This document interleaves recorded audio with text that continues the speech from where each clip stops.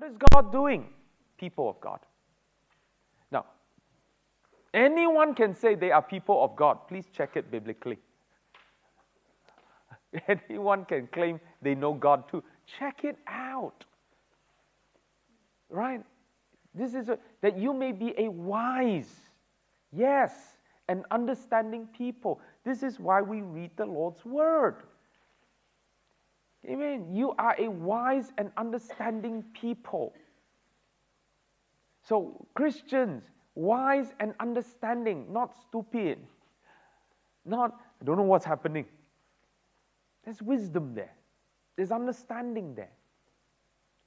Right? Okay, so this is important. So, read the scriptures, gain knowledge, gain understanding above all, right? Okay, now there's a question here, so might as well take it up. Only got one. This is a good question. How do we choose good friends at school? What is a bad friend?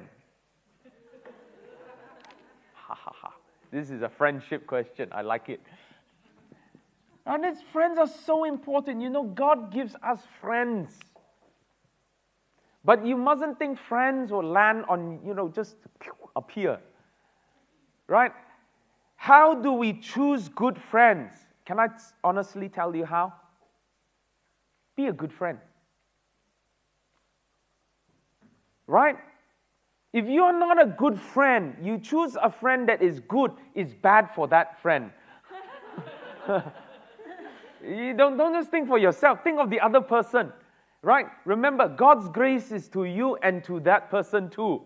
So in His mercy, you stay away. Right? So you mustn't think God exists because of you. That is not it. He is like genie. What is your wish? Your wish is my command. 3 wishes, right? The only thing is, I cannot make you fall in love. You cannot have more wishes. Not dead people cannot come back. It's not what it is. Right? You must know. That's why you need to know the person of God. Now, this is a good question. Okay? This is, how do we choose? Choose wisdom and understanding. And if you got neither wisdom nor understanding, no matter what, you're right, very hard to choose. Okay? First, you got to know what is good. What is good to you? All right? What is here is good friends at school. Why limit it to school?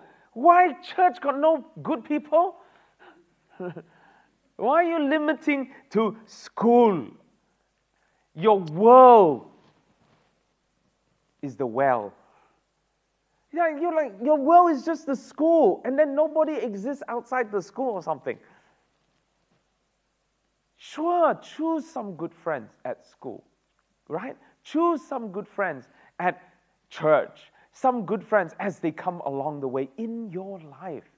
They could be lifelong friends. Okay? Not just at one location, because when school is over, it's over. Make friends along the way in life, wherever they come, all different forms, shapes, and sizes. Right? They could be an older person, it could be a younger person, it could be different. Just you're limiting yourself. Okay? And we tend to do that. We limit ourselves. Okay, God, how to choose? And your pool is school, class, actually 3, actually 2, actually 1, actually God make him like me. Doesn't work like that. You've actually chosen, but you're just asking whether God approve or not. Isn't it? All right. Now, what is a bad friend? Same, wisdom and understanding. What is bad? What is good? First, you got to get your bad and good right. Right? If this person does not respect you and what you believe in, I don't think that's good. I really don't. Right? They don't respect your faith. They don't respect your belief. They don't respect what is important to you, that to me is no good. Isn't it? To me, it's very straightforward. Choose. And sometimes when things like that, it opens your eyes to see what true, real friends are. And that is the thing. Wisdom, understanding. Okay? So you need that. Wisdom, this is why Deuteronomy, that you may be a wise and understanding people. You see, that when they go into the land, there is going to be a lot of different people around. They got to be wise. Some can be friends, some don't make them your friends. The different tribes. One tribe is called the Hittites. They are the hitmen. They hit tight, all right. Now, what are the Hittites? Now, their tribe. When the daughters get married, for the son, so married, the son, so marry the guy, and then how to succeed the father-in-law or to succeed your own parent, you must kill your father. That is their tradition. And so you kill them, you replace them. Wow. Please. So this is why when Isaac, Esau go and marry 2 Hittite women, he's going to die twice.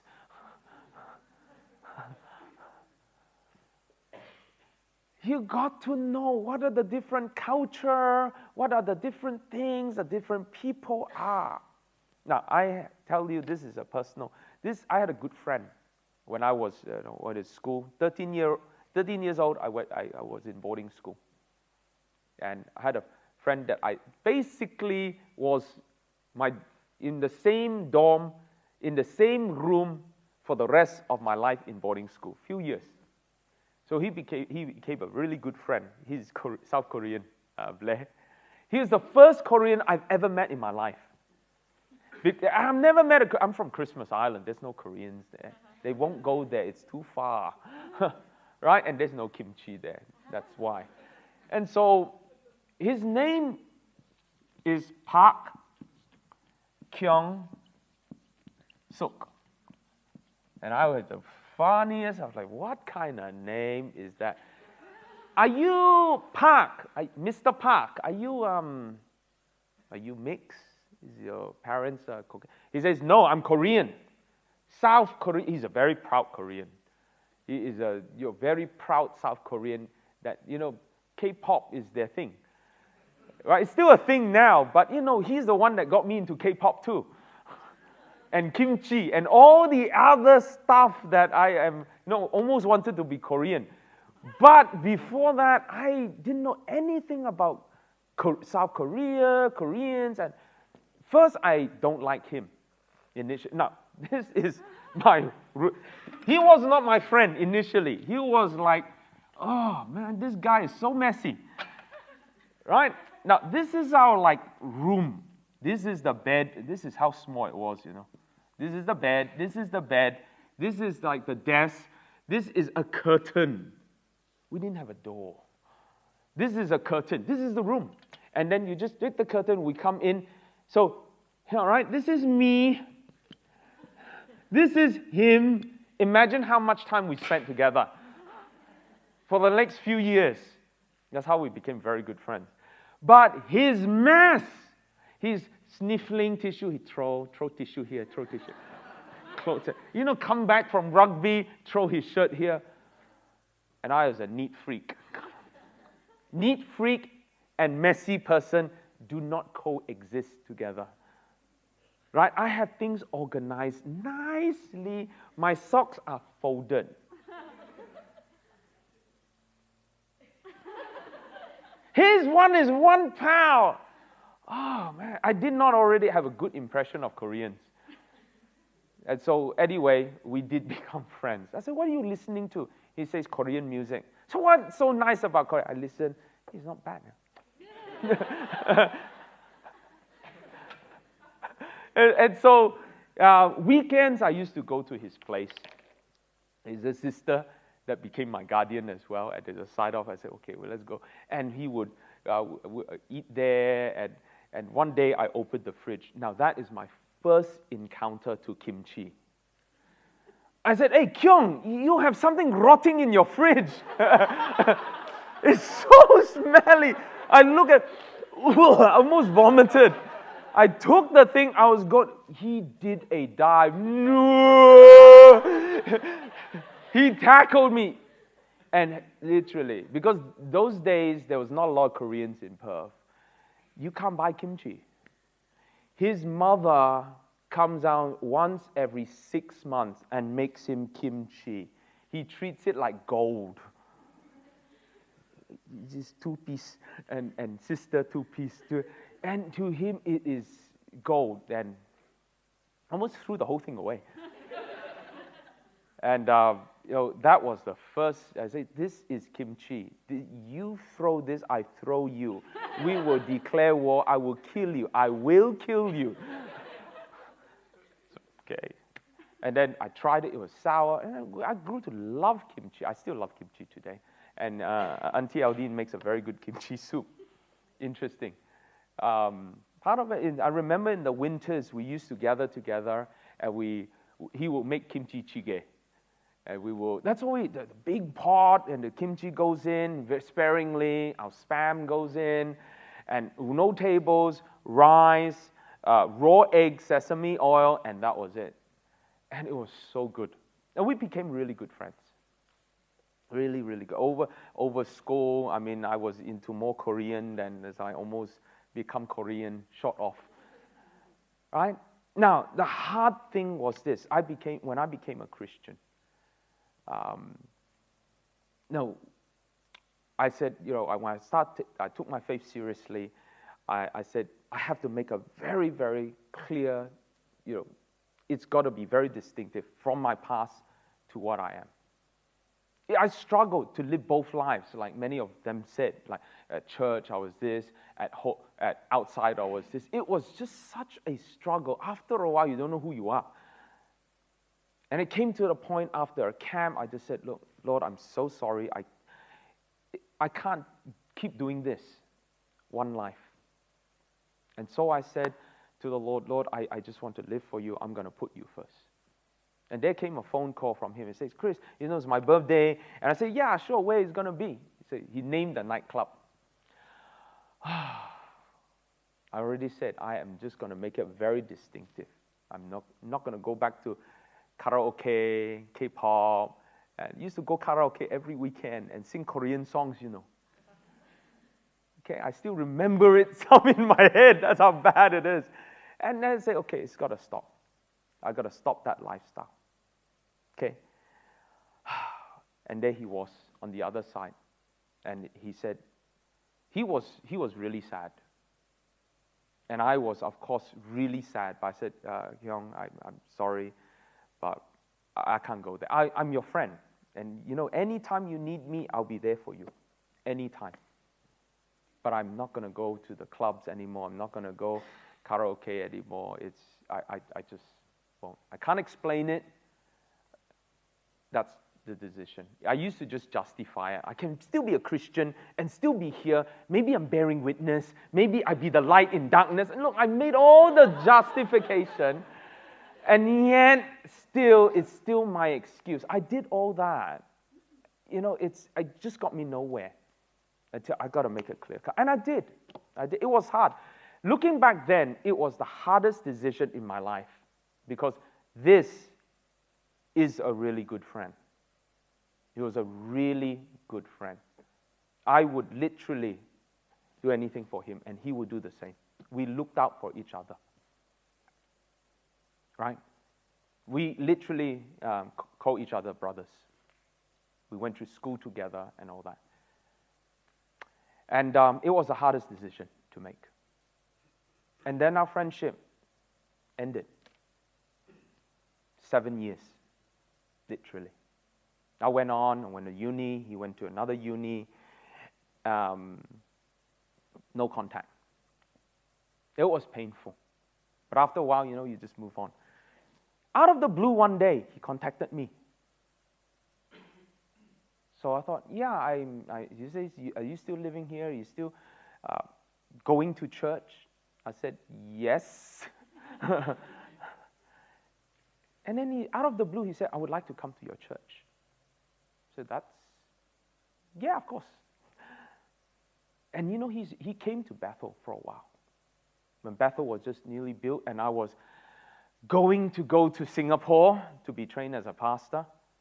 And he used to sit right next to me, which was very awkward, right in front. And, he told me one day, and he says, Chris, of all, the friends that we have, I really appreciate how you stood by your faith, your integrity, all this while. You really must believe in it. And for whatever reason, he says, you know what? I think I'm searching for the Lord too. Now, I had to go to Singapore. It was hard because so close and yet so far. I had to go. He went to Boston because he was doing neuroscience. And he's already done his honors. The only place that offers him the kind of work that he needs to do to advance is in Boston. And we sort of stayed in touch. But one day he wrote to me and he said, Chris, I'm getting married. I said, great, congratulations. And he asked, could I come? I said, when? And he named the youth conference dates. Of all the dates in the entire year, it was the date of the youth conference. And I said, I'm so sorry, I can't. And I know I'm happy for you. He says, oh, it's okay. But I want to tell you, I'm marrying a girl that you are going to like. So, what has it got to do with me? You better like her. I'm not marrying her. You are marrying her. You know what he would say? He says, she first plays the piano in her church. And I'm singing in the choir now. It's his way of telling me, I've come to know the Lord too. I did not know that at that time, you just stand by what you know and what you believe. And to me, that's the Lord's grace. He's given me back my friend. Today, he's got 2 beautiful kids. Now, he's over in Boston. He's gone on to be a researcher in neuroscience. It's making advancement. He comes on, he's published works, and he's on newspapers and things like that. But you know what? I look back and I laugh. Because at that time, it was the hardest choice ever to make. Right? And yet, see, this is what faith is. This is what, when we talk about making choices, how do we choose? It's hard to choose, but choose the Lord, and you will always choose right.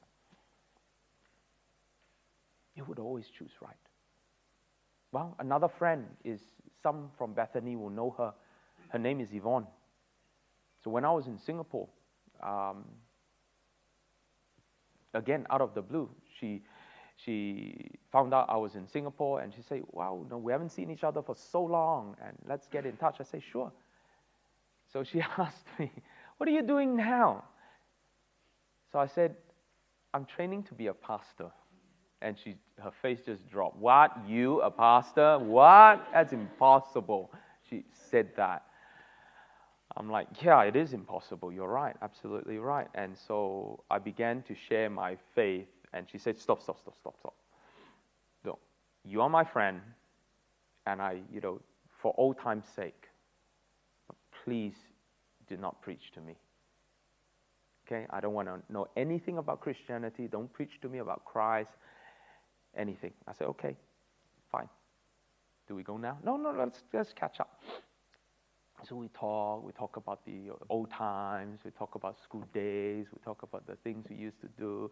Then we ended up talking, what are you doing now? Okay, talk about that, talk about religion, talk about Islam, talk about Buddhism, where is he going with it? When you talk, you just go on, and it goes from politics to world to the religion to everything under the sun. And so we covered all the religion. And then I said, look, you haven't covered Christianity. This has happened to be my forte. Say, okay, yeah, what's the difference? Isn't all God the same? All religion is the same. All religion is about doing good, about hating evil. I say, oh, no, not same.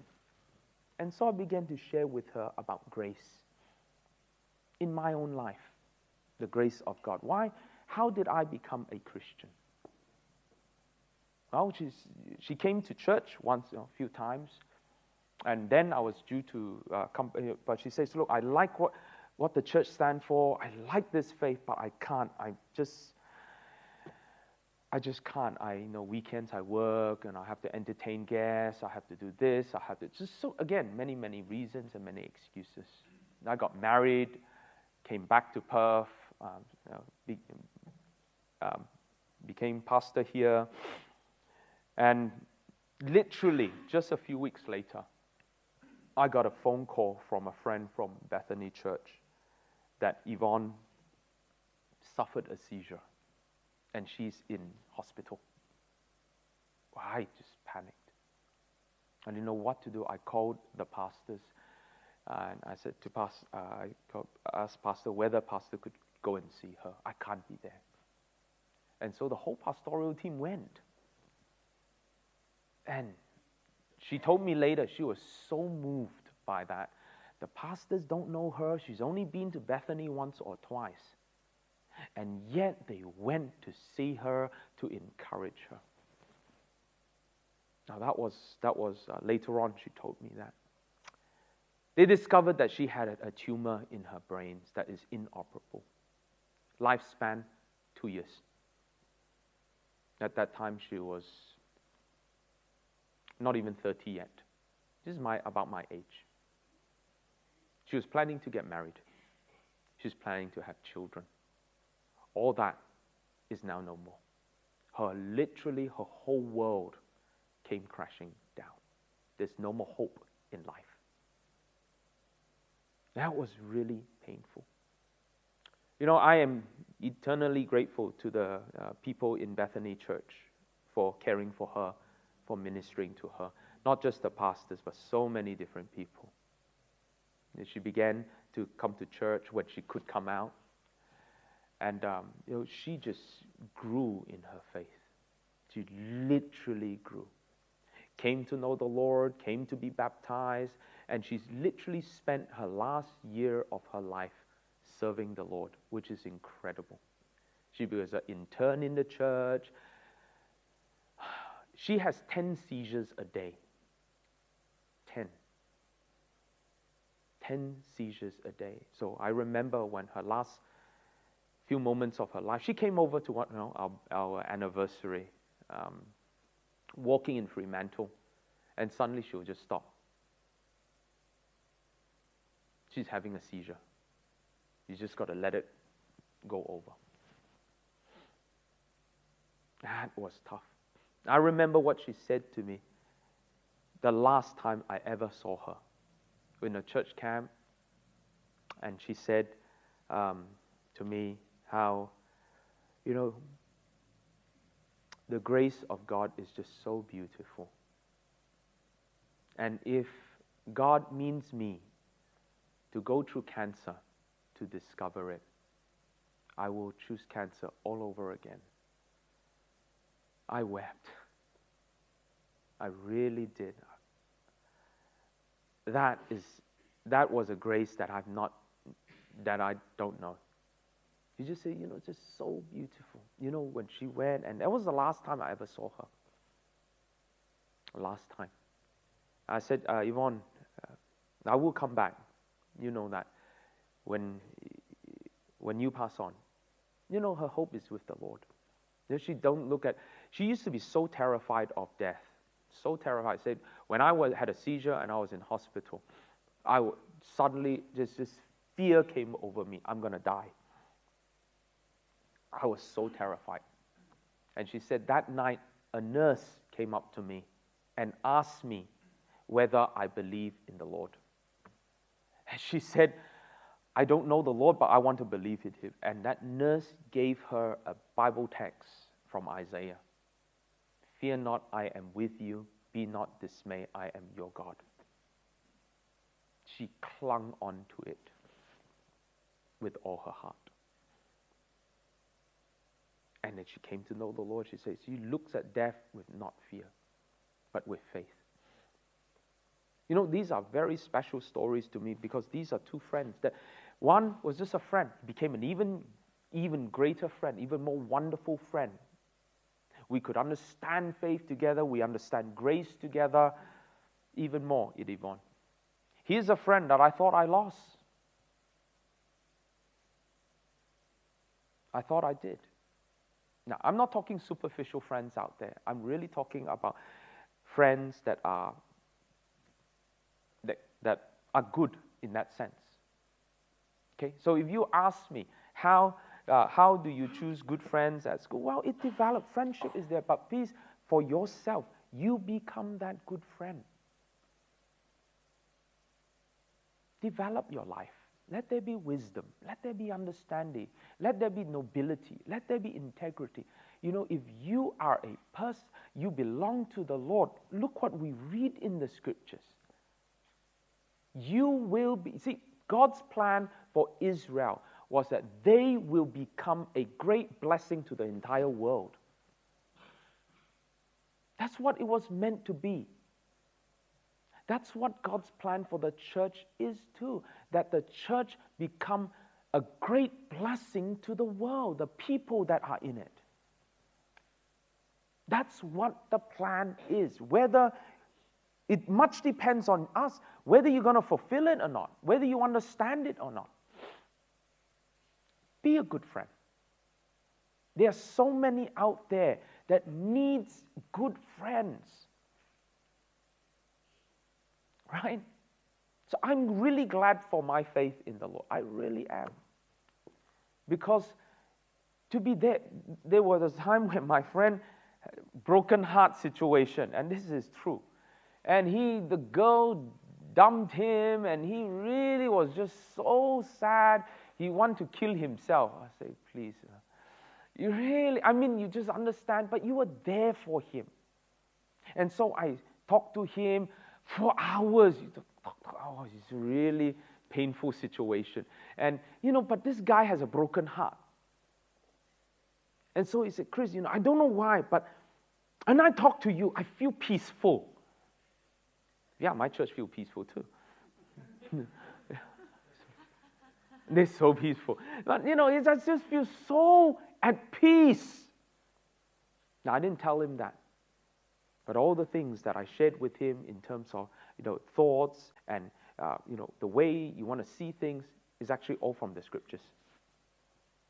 I didn't quote any Bible verses. It's just inside you, out. Such is the Lord's word and its power. Not my opinion, not what I think, not suggestion. Where's the wisdom come from? Where's the understanding come from? I take no credit. Here is what it says. A wise and understanding people. You will do a lot of good for others. Oh, there's that friend. Right? Well, I remember when I did my master's in telecommunication in Murdoch University, I had a group of my group that project group, and it was this project group that lasted throughout university days. So, when you go and do a master's, it's not that you've gone through with this group of friends. So it's everything new. I still remember the first day in lecture, looking around, and so this group, and everybody formed their friends, except then I had this group of people, and they looked dubious.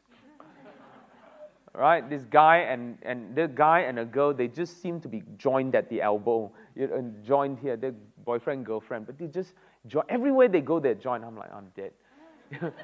And then there's this other person that seems to be a bit, I'm literally left with like, oh man. I'm going to be in trouble, right?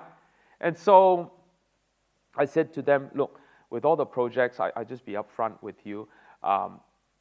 Saturday and Sunday, I can't have meetings. I'm going to be very committed to my church, and but from Monday to Friday, I'm all in. Do we want to be group mates? He says, no problem. Saturday, Sunday, we also cannot be committed because we're playing soccer. That was their religion. They were so, say, don't disturb us because we are playing soccer. You go to your church and we go to our soccer. And we had a very good relationship, right? And so one day, well, let's do well. Let's work hard at this project. And we did. We topped it. It was incredible. I mean, I still remember we graduated the final thesis. We went out for dinner.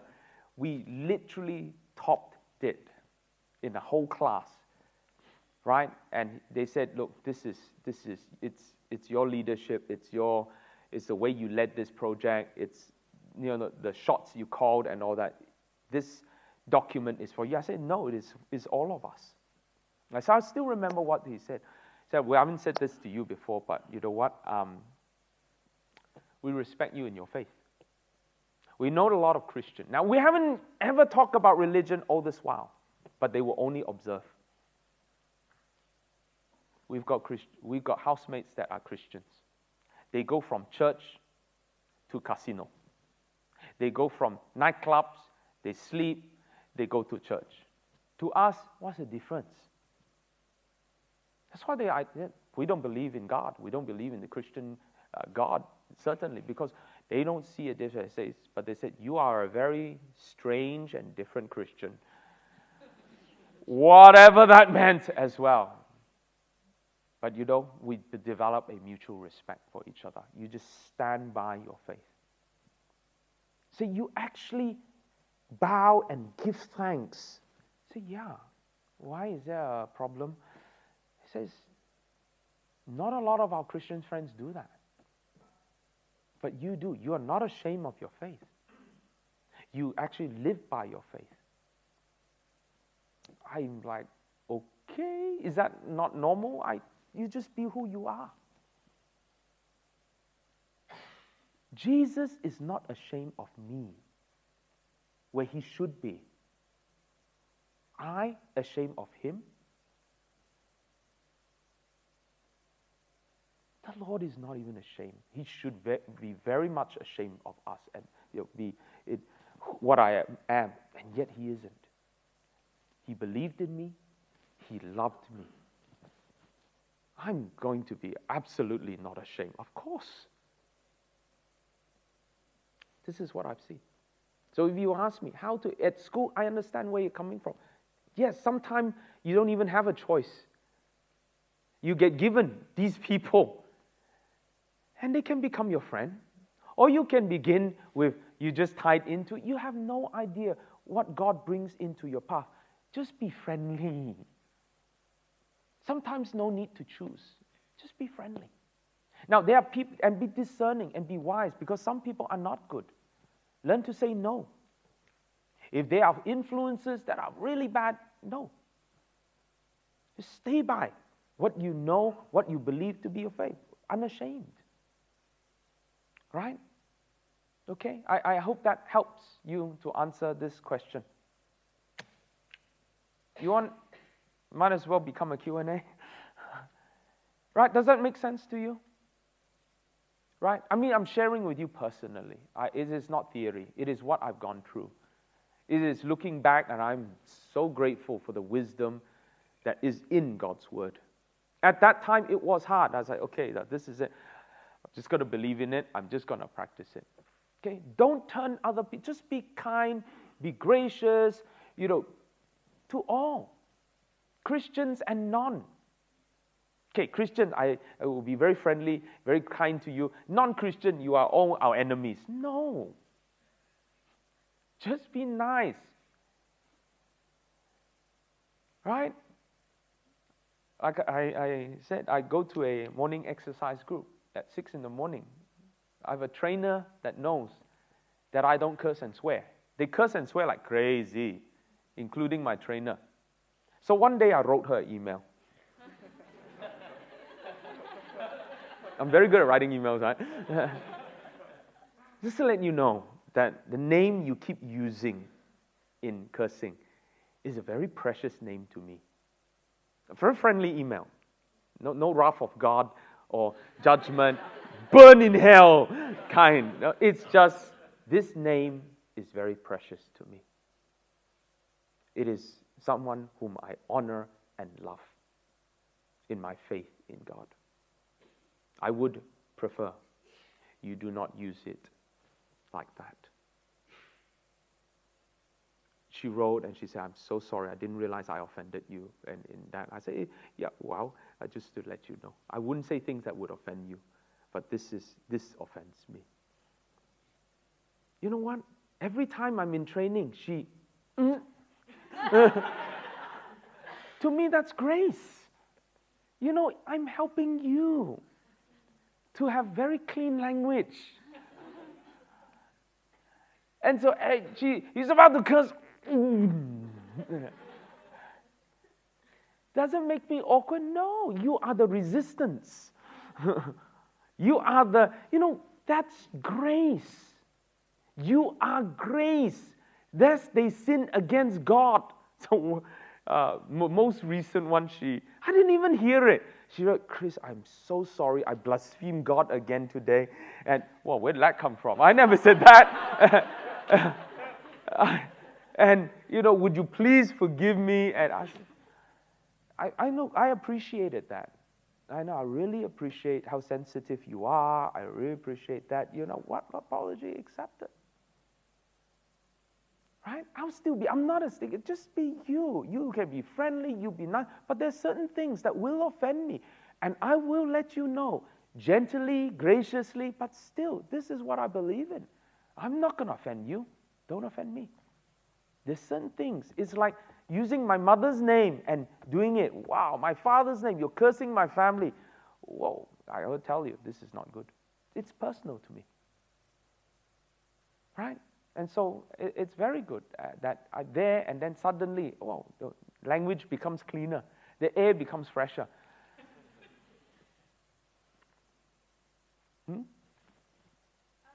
Yeah.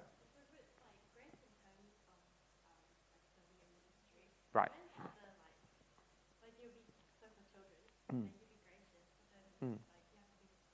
Oh yes, there is righteousness and grace. Remember, the righteousness of God and the grace of God goes together. It really does. Firmness must be there. Now, I had a housemaster that was both gracious and firm, and we respected him and honored him. We knew his principles and his standards, but we know that he really cared for us, all 200 boys. He was like a father to us. In every carnival we were there, he would be there for us. He does not need a microphone.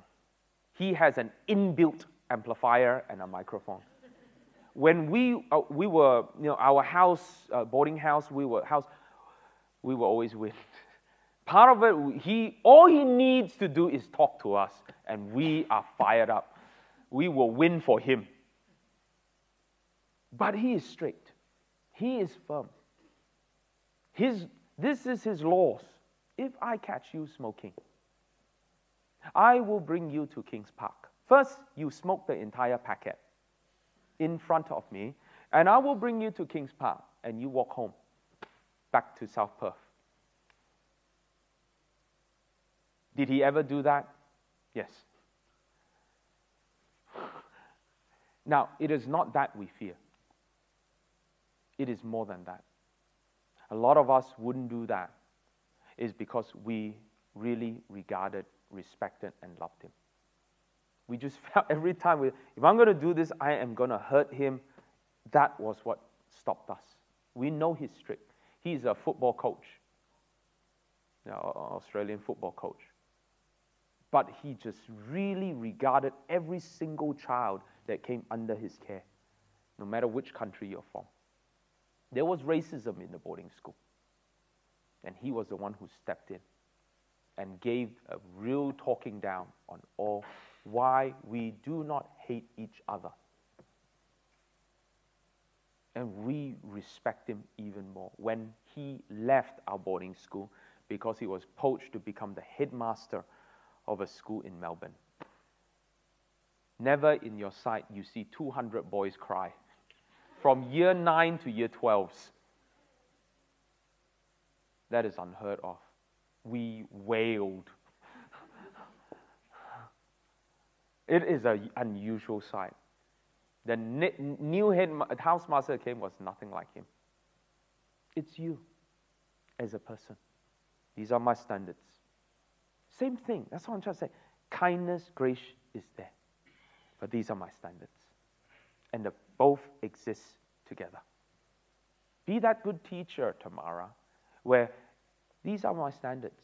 But you know what? They will see it because they understand these standards because they know it is really good. You love them. You care for them. You are interested. I'm really grateful that my son has a really good year 1 teacher. She is just such a heart of love for the boys. It's amazing. She spotted James, and where James could not, was struggling with reading and with writing, she sat down with James and worked through it with him. She would send me updates at 10, 11 at night. She said, I just want to share with you this great joy. Took a picture of James' work. I just want to share this with you. He's improved. I'm like, you don't have to do this. You should be sleeping. But it just made us, no wonder. And James has been thriving and growing. He really struggled really badly. And here is a teacher that, she's fun, she's quirky, but she is loving and strict at the same time. And all that in one package. She's already got a funny name, Miss Pengeli. There is just this, just tiny little lady, but she is a great teacher. I'm grateful. To me, that's a special thing. Be that grace too. The lives you are going to touch. But they are her standards. She's not going to let the boys climb over her head, but she will be firm and yet kind and gracious. That's, in the most perfect way, that's what God is. We just see glimpses of it in real life because we are made in God's image. All right? Does that make sense to you? So whether you're a teacher here or you're a teacher outside, be that teacher that makes all the difference in your life. So this one is my housemaster, and he was one that made a big difference in my life and 200 boys' lives.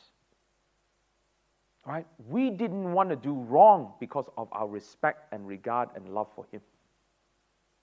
It was not the punishment we feared.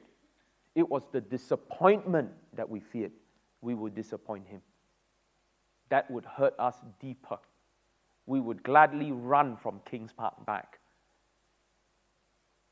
But it's the disappointment that we feel, that he will feel, that would hurt us more.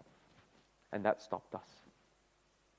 See, this is what the Lord is. He is not interested in putting all these boundaries around us. That's where love, grace, righteousness all comes in. Does that make sense to you? Good. And any questions you want to raise up to appreciate this even more? Right? Grace and righteousness goes together, beautifully so. Beautifully so. If a person that is, they don't care, you're wrong, just let you do it, you're not a good friend. With my friends, I will tell them what it is. Heart to heart. So not a lot of people I will tell them as it is, only if we have a friendship. If you are an outsider, I don't want to offend you because I don't know how you will receive it. But if you are a friend and I care for you, I will tell you. All my committee members know when they go off in their faith, they will see an email from me or me in person. I will talk to them. They will know because I do this, because I care for them. Every single one of them, I see them as my own. Like Paul says to Timothy, you are my beloved son. This is a spiritual son. I've seen them come to faith in Christ. I've baptized them. To me, they are like my spiritual children. Of course, I will put a foot down and say, don't do this. course. I can't do that for everybody. Don't have that relationship. Right? So the younger ones, still young, we don't have that relationship. To me, to you, I'm just pastor. That's it. Hi, bye. How? Hi, bye. Hi, bye. That's about it. Right? I need to introduce myself to you. Isn't it? Okay? Borrow principles from the Lord. That's about it. Okay? And then develop a friendship, relationship along the way. Right? Okay, you need a second coffee break? Right? Okay, I was planning to read Genesis, but not enough time. It is such a wonderful book to read. When was grace mentioned? Read Genesis 6. Noah found grace in the sight of God. Grace has always been there from the very beginning. Where God is, there will always be grace. Right? The God of all grace. From the very start. How He created, how He provided, how He blessed. Even when Adam and Eve sinned against Him, and they go and, right, their innocence was gone. Once upon a time, they can walk around naked and not feel ashamed. But after all, there was not many people around. There was just the two of them. You know, it's like, this is your room kind of thing, except the room is the whole world. No problem, right? Not about. But then the innocence gone, sin came in, corrupted them. Then they start fighting. They start blaming each other. They start doing crazy things, like trying to cover themselves with leaves. Right? All you need is the wind to blow. Whoops. And so God, in His grace, gave them their first leather outfit. Did you know that? They wore leather. God made clothes for them, tunics out of skin, leather. So God is very fashionable. Please don't think God has no taste for fashion. He is the one who invented it. Right? He's very creative God. Look at the way He made the world and creatures and all that is in it. My goodness, if you like to study things like that, you're thinking, wow, it's amazing. You know, there's a crab. James was in a period where he just wanted to find crabs and look for crabs and study. So when we went to Tasmania, I thought Tasmania, we should have just went to Christmas Island. We literally spent the whole trip looking for crabs. And we found one crab that big. But I had books on crabs, and I found out there was a crab. It's really amazing. A clever crab. He's got no defense under the water. You know what's his defense? He takes the amoebas that has stings, and uses it as boxing gloves. And come on, bring it on. And if predators come, he literally takes the amoebas that have stings and all that. He's literally called the boxing crab. He pair of gloves. Come on, Rocky. Come on. There's a boxing crab. This is a smart crab, isn't it?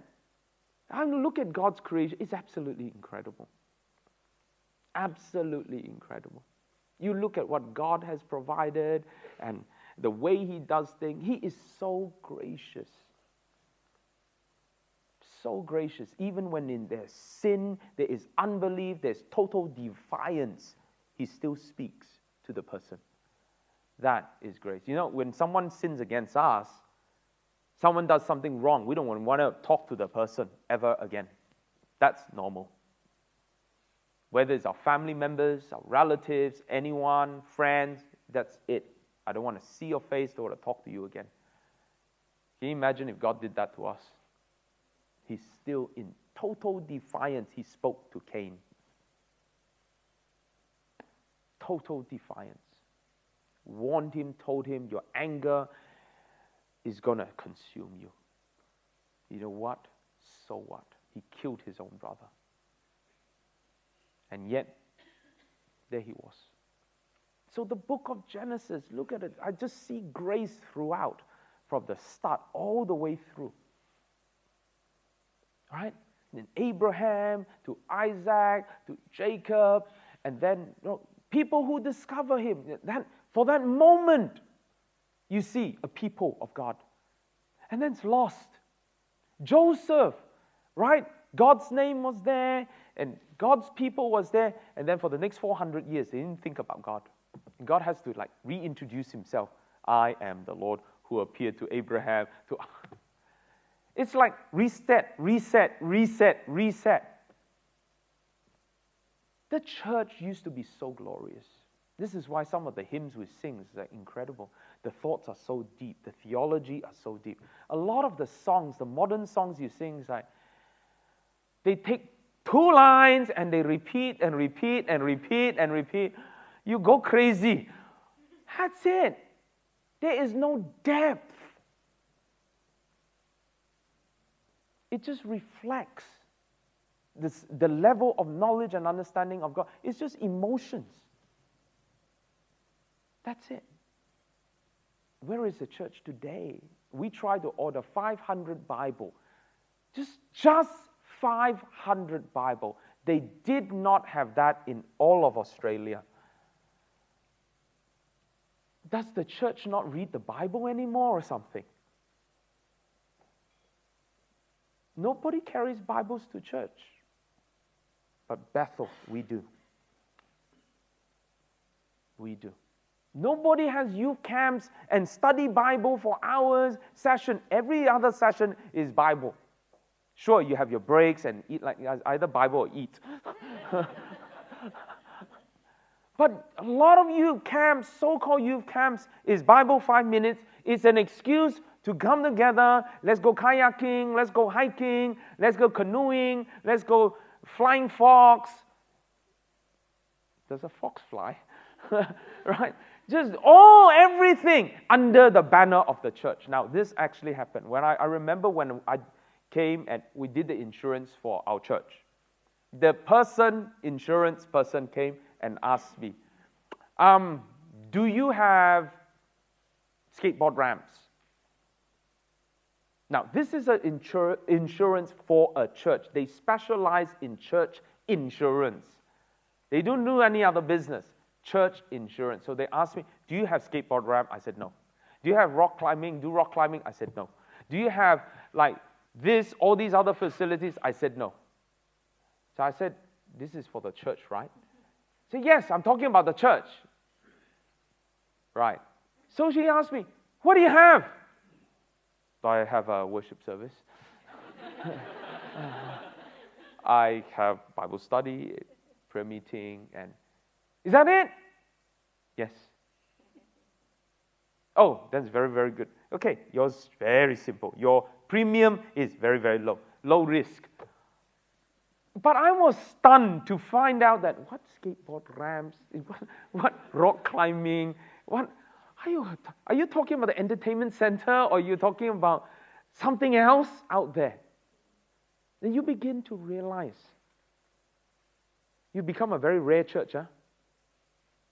And in those days, this is what the church was meant to be. Okay? I still remember when I was a new Christian, my friend will ask me, oh, Chris, what are you going to do this Saturday? Because every Saturday I used to go out. And I said, oh, I'm going to church. He said, yeah, I'll be there too. Then it connected. I said, oh, no. There, maybe no longer there. There is a nightclub in Northbridge called The Church. I forgot all about it. So when I say I'm going to the church, I'm going to church, is the nightclub? No.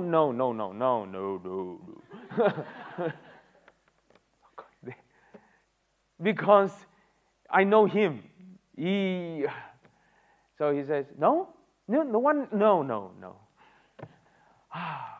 So the church is just a name. Nobody knows what it is. Did you know the Salvation Army is actually a church? Did you even know that? A lot of people just see them there standing by the side, collect money. They are actually a church once upon a time. Today, they are a far cry from what they used to be. A real far cry. It's about caring for the homeless, yes. It's about, caring for people, the disadvantaged and all that. Yes, they do everything except be a church. That's the painful reality today. Where is the people of God? Where is the church today? And God has to introduce himself again. I am the Lord. Let's go back to what it means to be. What it means to know the Lord, to be Christians, to be a church. Okay. All right. Any questions? Any other questions you want to raise up? If not, I will let you go. You can prepare early. Anyone? If not, you can prepare for lunch, right? Okay, or have another coffee break, or whatever you want to do. Okay, well, let's pray together.